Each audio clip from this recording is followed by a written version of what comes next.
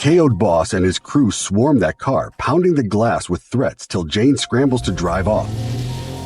Jane hits the gas and dumps them off onto the street, and the crew is left cursing her with revenge on their mind. They break into her apartment and tape all three quiet with a barrel at Jane's head. Jane's boyfriend reads the danger fast and quietly, pulls down his darts to plan a rescue. This is the substitute, and Shale is a mercenary, so those blades go in his jacket and he runs. Something at the door puts the crew leader Lacus on edge, and he yanks Jane up off that couch while she says no. He drags her to the door, hissing not to be stupid, and Shale is out there playing delivery man.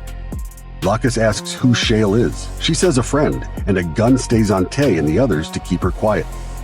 Jane has to say she can't talk while Lacus holds her there, and Shale says he brought her something from Smith. Outside, Shale hurries up those steps with the box, while Lacus shoves Jane aside to check the haul himself. He sees nothing wrong out there and tells them to take the package, and that one call ends the whole crew. Lacus ducks aside, Jane opens up, and Shale says hola before that box goes off in their faces.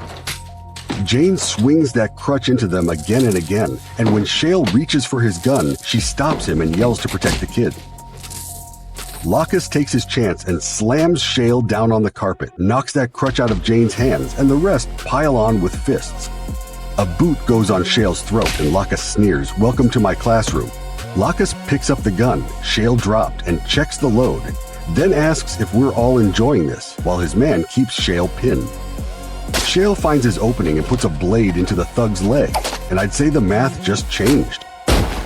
The scuffle turns in a hurry, and man, that one gets put straight into the wall. Lacus grabs Jane by the neck with a barrel at her head and screams at Shale to drop it, or she dies. Shale weighs it a second and lowers the gun, and Lacus makes him raise his hands, ready to finish it. Down on the floor, Tay has the loose gun. One shot puts Lacus down, and he had every bit of that coming. Here's the part worth sitting with. The KOD crew Shale just cleared out of that apartment are not street corner hoods at all. They are students, kids carrying gang rules straight into a high school. And that is exactly what America was afraid of when the substitute opened in April of 1996. Back in 1993, 12% of American high schoolers admitted bringing a weapon to school. So a kid hiding an ice pick in class was never far from the real thing.